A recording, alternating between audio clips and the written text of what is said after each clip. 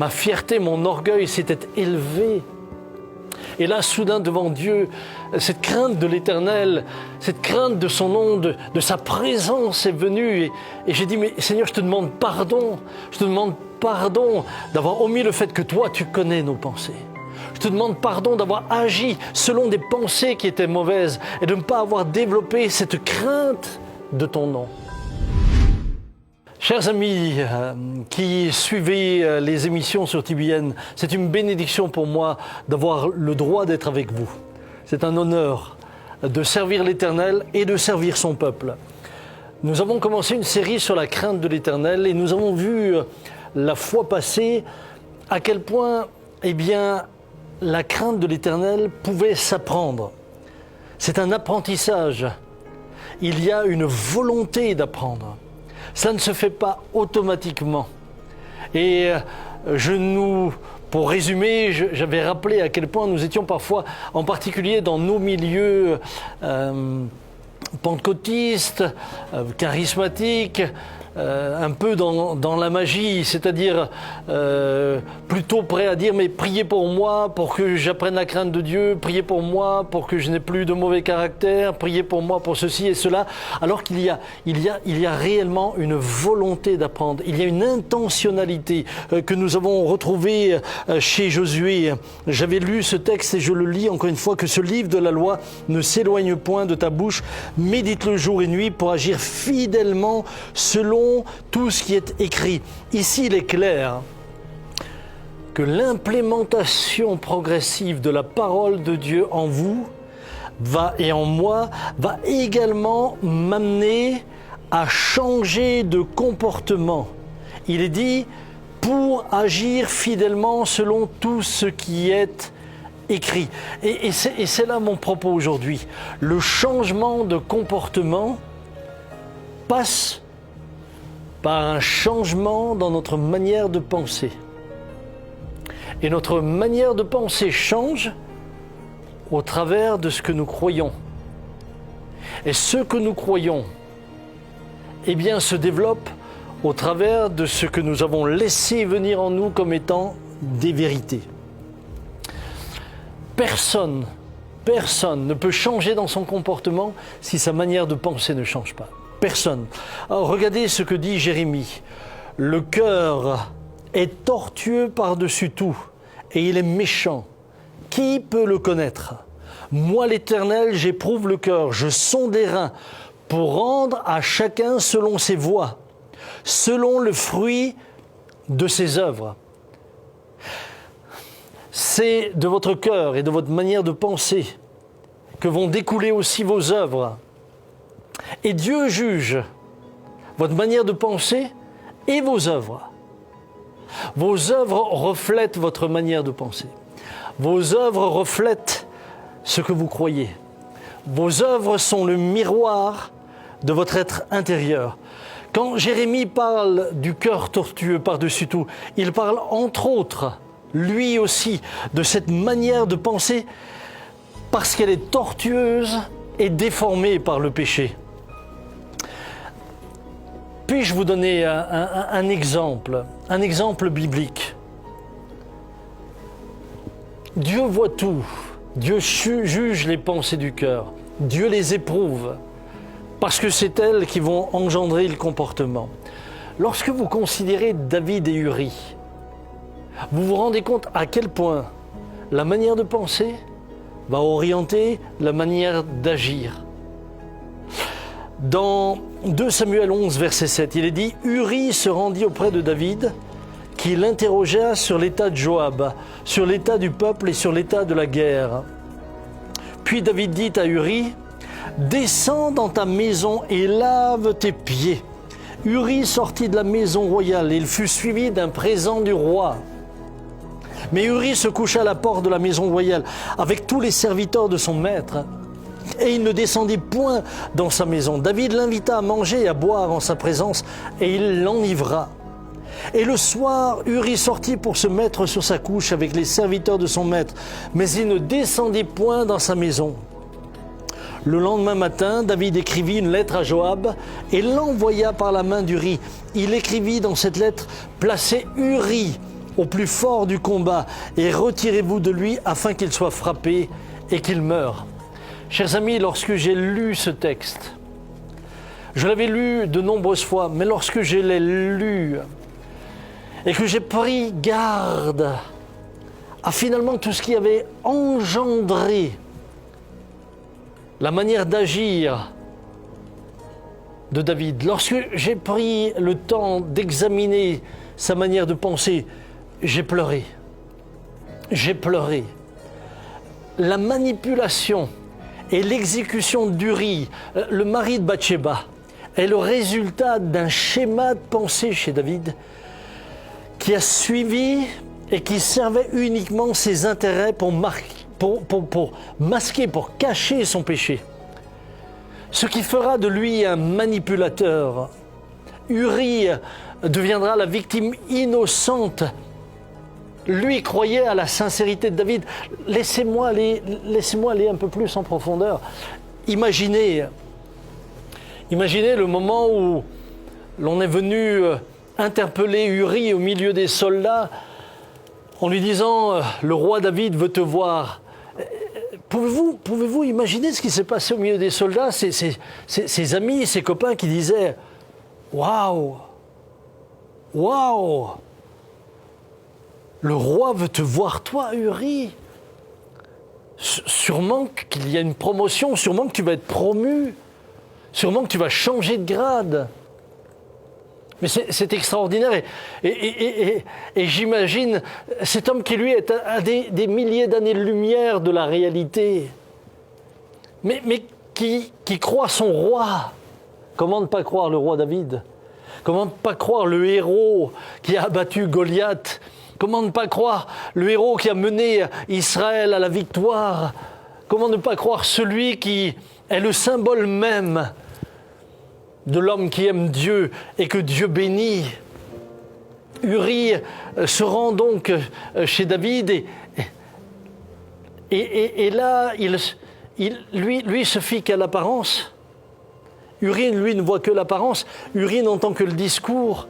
Il ne se rend pas compte que le fait de lui donner à boire du vin ne vise qu'un but, c'est de le manipuler pour que saoul, il rentre chez lui et ait une relation avec sa femme, ce qui effacerait la trace de l'adultère en cas où un enfant viendrait. Il est loin de tout ça. Mais Uri, parce que lui a des valeurs nobles, Uri, lui, ne va pas céder à cela. Uri se dit, mais comment puis-je aller chez ma femme alors que les soldats sont sur le champ de bataille? Que se passe-t-il alors? Il ne va pas le voir. David fait revenir Uri. Et là, lui donne une lettre. Et moi, j'imagine Uri qui part avec sa lettre dans les mains et qui... waouh, tout fier, se dit, ça c'est ce que je dois donner à Joab, c'est sûrement ma promotion, je vais changer de grade, alors qu'il est en train de porter lui-même. Je ne sais pas si vous voyez la cruauté, je ne sais pas si vous imaginez la gravité, il est en train lui-même de porter son ordre d'exécution. Tout cela est né dans la pensée. Tout cela est né du fait que David, dans son péché, a perdu cette crainte de l'Éternel. Il a oublié que l'Éternel ne juge pas à l'apparence, mais que l'Éternel juge au cœur. Qu'il juge non seulement le fruit de nos œuvres, mais qu'il juge nos pensées, parce que le fruit de nos œuvres sera semblable à nos pensées. Et donc la crainte de l'Éternel est importante parce que la crainte de l'Éternel va jusqu'à ce qu'on ne voit pas nos pensées. Mes amis, la crainte de l'Éternel n'est pas seulement dans la manière dont nous agissons. La crainte de l'Éternel a sa genèse dans notre cœur, dans notre manière de penser. C'est là que la crainte de l'Éternel doit déjà se trouver, car de là va découler tout le reste. J'ai pleuré quand je lisais cela. Et j'ai mieux compris pourquoi David, au psaume 51, verset 12, dit « Ô Dieu, crée en moi un cœur pur ». Renouvelle en moi un esprit bien disposé, crée en moi un cœur pur. Nous l'avons vu tout à l'heure dans le message précédent, le cœur pur. Le cœur, c'est une image poétique. C'est une image poétique, mais mes amis, David dit là, crée en moi un cœur pur, renouvelle en moi un esprit bien disposé, change mes pensées. Vous allez me dire, oui, mais moi je suis loin de faire ce que David a fait. Je vais vous donner un témoignage. Un jour, je suis avec notre équipe pastorale. Et puis alors que je suis avec notre équipe pastorale, nous devions prendre une décision sur une action à mener. Et là, soudain, l'un des pasteurs qui est là, j'avais donné mon idée là-dessus, mais l'un des pasteurs qui est là donne une autre idée qui était bien meilleure que la mienne et qui finalement répondait à toutes les exigences pour que nous puissions atteindre l'objectif que nous avions. Et je me surprends, alors qu'il donne là une directive extrêmement bonne, je me surprends à dire non, je ne pense pas que cette idée soit bonne, on va faire comme je l'ai dit. Et puis l'équipe pastorale qui est avec moi est une équipe d'hommes de Dieu, ils ont du caractère, etc. Mais en général, parce qu'ils me font également confiance et nous avons une relation ensemble qui est merveilleuse, je peux le dire en témoignage, ça fait 30 ans que nous avons une équipe pastorale, nous ne nous sommes jamais disputés, jamais. Et ce sont mes amis, ce sont mes frères. Donc ils ont dit, bon, ok, on va faire comme tu le dis. Et voilà que je monte dans ma voiture pour rentrer chez moi, et là le Saint-Esprit m'interpelle. Il me dit, mais pourquoi t'as dit non? Et alors j'ai commencé à essayer d'expliquer au Saint-Esprit pourquoi j'ai dit non. Et l'Esprit de Dieu m'a interpellé en me disant, non, la vérité, pourquoi tu dis non? Sois vrai avec toi-même, arrête de te mentir. Et là j'ai dû confesser en disant, mais la vérité c'est que ma fierté a été blessée parce que quelqu'un a eu une idée meilleure que moi. La vérité, c'est que c'était mon orgueil qui m'a amené à dire non, parce que l'idée ne venait pas de moi. La vérité, c'était que l'idée était très bonne et que le frère avait parfaitement raison et que j'avais parfaitement tort, mais je ne voulais pas le reconnaître. Ma fierté, mon orgueil s'était élevé. Et là, soudain, devant Dieu, cette crainte de l'Éternel, cette crainte de son nom, de sa présence est venue. Et j'ai dit, mais Seigneur, je te demande pardon. Je te demande pardon d'avoir omis le fait que toi, tu connais nos pensées.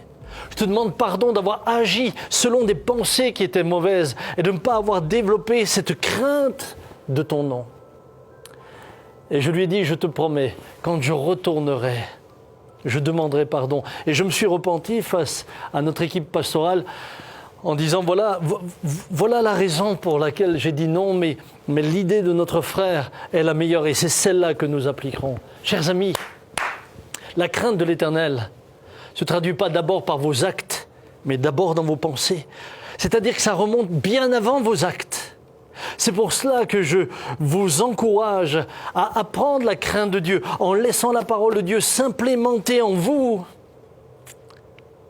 jusqu'à ce que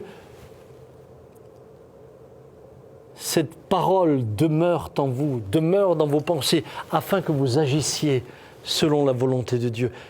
À partir de ce moment-là, votre manière d'être ne sera pas un effort, ne sera pas la soumission à des règles, une contrainte, ce sera une liberté. C'est pourquoi, avec David, j'aimerais vous dire, ô Dieu, crée en moi un cœur pur, renouvelle en moi un esprit bien disposé. Et ça, ce fut lors de sa repentance. Et dans le psaume 32, également lors de sa repentance, il dit, heureux l'homme à qui l'Éternel n'impute pas l'iniquité et dans l'esprit duquel il n'y a point de fraude. Ô Dieu, permet que dans notre esprit, il n'y ait point de fraude, permet que la crainte de ton nom, remplisse notre manière de penser, afin que nous t'honorions, que nous agissions selon les hommes de Dieu, les femmes de Dieu que nous sommes amenés à être. Et alors, Et alors, chers amis, vous verrez que la vie chrétienne est une vie glorieuse, une vie de liberté, une vie où vous n'êtes pas asservi au péché, mais affranchi du péché. Un autre regard sur votre prochain, un autre regard sur le monde, un autre regard sur vous-même. Que Dieu vous bénisse richement. Laissez cette crainte. Eh bien, changez votre manière de penser. Et je vous assure que vous deviendrez un homme et une femme libres, heureux. Que le Seigneur vous bénisse, qu'il vous garde. Je vous dis à la prochaine fois.